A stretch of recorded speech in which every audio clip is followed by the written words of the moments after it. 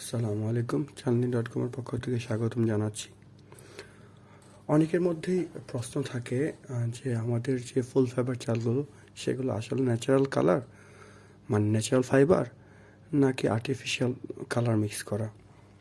So আপনারা কীভাবে বুঝবেন?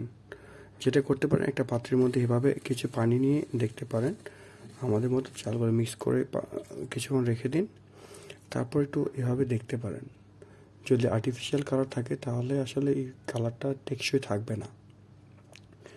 দেখেন, আমাদের ফাইবারটা ন্যাচারাল, যার কারণে এটির কালার অপরিবর্তিত থাকে। আশা করি আমাদের দর্শকদেরকে বিষয়টি বোঝাতে সক্ষম হয়েছি।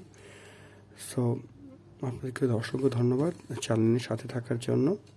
আপনাদের যে কোনো পাইকারি রেটে চালের প্রয়োজন হলে চালেন.com ওয়েব পেজে যোগাযোগ করুন অথবা আমাদের হোয়াটসঅ্যাপ পেজে নক করুন। আসসালামু আলাইকুম।